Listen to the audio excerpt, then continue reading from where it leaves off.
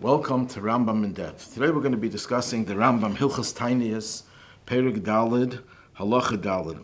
Here the Rambam is talking about the special fast days that were designated to appeal to Hashem to bring rain in the time of drought. And the Rambam talks about the Shliach Tzibur, the one who is leading the davening. And he explains what are the qualifications for a Shliach Tzibur for this purpose. Who is worthy and fit to daven in these fast days? And he says the following: Ish shehu ragil b'tefillah, v'ragil likus b'teira b'nevim u'b'ksuvim. He has the person who's accustomed to davening, accustomed to reading the Torah and the Nevi'im and Ksuvim, and he goes on a few other qualifications about his hard work. But then he says, that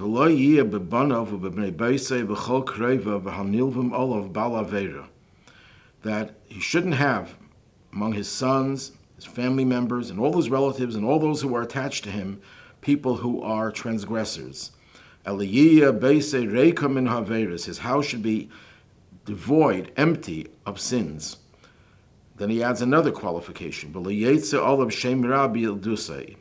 He should not have a bad reputation of things that he did wrong, transgressions in his youth. He should have an impeccable reputation. So here the Rambam makes it clear that it's not enough that he himself is righteous. He has to make sure that his family members and all those people who are under his influence, as it were, they also have to have an impeccable reputation. Well, Rashi, in his commentary on the Gemara, this is actually sourced in the Gemara Taanis, Daf Zayin, and there it lists amongst the qualifications of the Shliach Tzibur, Beise Reikam Min Havera. And Rashi explains that it means there should be no chamas v'gezel, but basically there should be no stolen goods in his house. It doesn't have anything to do with his children. It doesn't have anything to do with his family members and his friends. But it's obvious, and as commentators point out, that the Rambam disagrees with Rashi's interpretation, that what he means when he says Beise Reikam, when the Gemara says his house should be empty, it doesn't mean empty from theft. It means that there should be no sins in his household. Even his family members should not be subject to any type of claim that they are Bali Avera. The Shagas Aryeh, in his classic work Gvuras Ari on Taanis, proves that the Rambam's explanation is correct, because if it's going on himself that he should be Reikam, that he should have no Averis, but it's not talking about his family, we already know that from the next qualification, Pirkei Noah, that he has to have a good reputation, that he had nothing wrong being done when he was young. Obviously, he's not doing Averis now. Even if he had some bad things in his youth, this qualifies him, certainly if it's something that he's doing now. So it's obvious that when it says that Beise Reikam, it doesn't mean that he has no theft in his house. Obviously, if he has a perfect reputation, there's not going to be any theft in his mouth. So, but the Gvuras Ari raises a few questions on the Rambam. He says, first of all, the order doesn't seem to be right. If Beise Reikam, empty house, refers to his family members, they should be empty, devoid of sin, it should have first mentioned a Pirkei Noah. He himself has a sterling reputation, he has not sinned, and then talk about his family members. But instead the order is the opposite. First it talks about the family members, and then it talks about himself. That doesn't make any sense. Second question he asks, where do we find that because your children don't go on the right path, that should disqualify you? And we find the opposite. According to Rabbi Yossi Haglili, one of the things that prevents a person from going out to battle is if he has a Veira Shabbayada, he's concerned about his sins. Nowhere does it say that if his sons and family members and friends are sinners, that he too does not have to go out to war. No, there's no such thing. It's only if he's afraid of his own sins, not if he's afraid of the sins of his family members. So why over here does this disqualify the Shliach Tzibur? So the Avnei Nezer, in his Shailas Teshuvos Arachaim Simin Lamed, doesn't bring the Gvuras Ari, but he addresses the question himself, and he says that it's obvious that the Rambam is talking about a case where he could have prevented his family members from sinning, from transgressing, and he didn't. And that's why it's a stain on him, and that's why he's disqualified.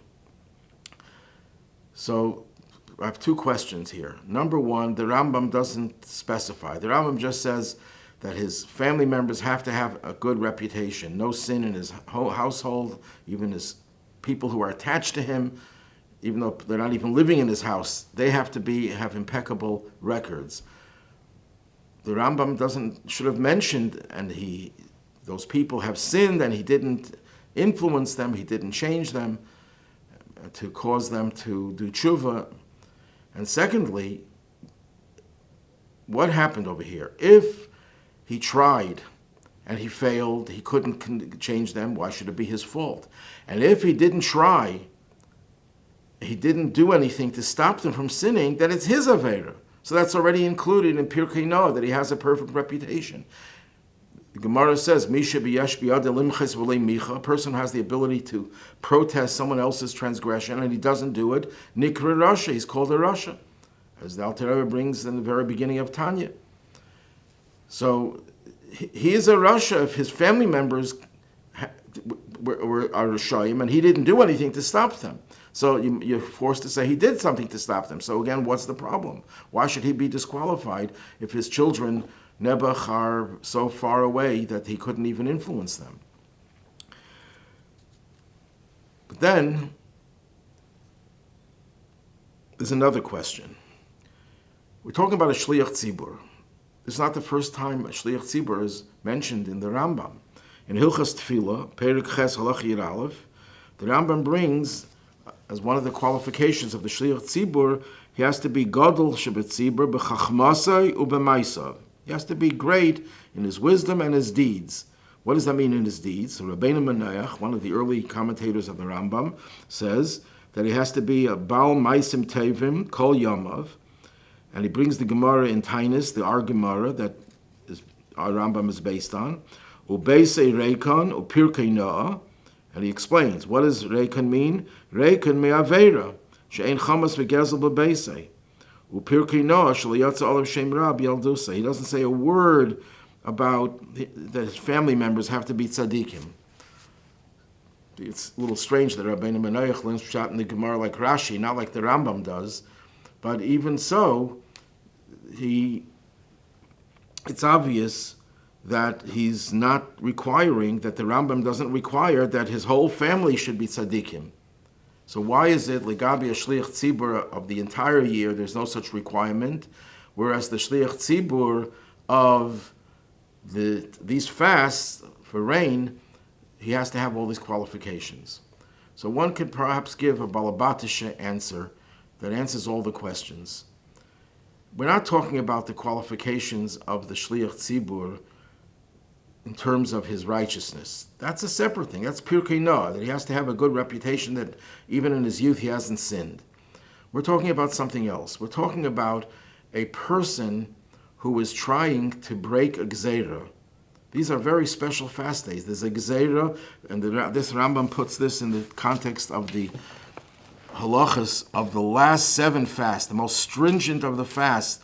That means that all the original fasts didn't work. This is the most precious time to break the gzeira. If the gzeira isn't broken now, this Rahman al-Islam can mean devastation and disaster for all of Israel. So you're talking about a person who has to break down the barriers of heaven and change the gzeira, the heavenly decree that brought about this drought. If he can't even influence the household members and the people that he has influence over, that means that this person doesn't have the spiritual energy and the spiritual prowess to break through barriers. So how is he going to break through the barriers that Yidden of the entire Eretz Yisrael are davening and praying for weeks and weeks and weeks, and it hasn't helped, and he's going to make it work, and he can't even influence his own family members. It's a very Pashut and Balabatisha answer. And that answers all the questions, that it's not a question of, that's why the order is not out of order, that he mentions Pirkei Noah, which is about himself, after he mentions his family members, because we're not talking about the evil of his family members is a problem. The problem is that he doesn't have the influence over them. And besides that, if he himself has something negative in his youth, that also is an impediment.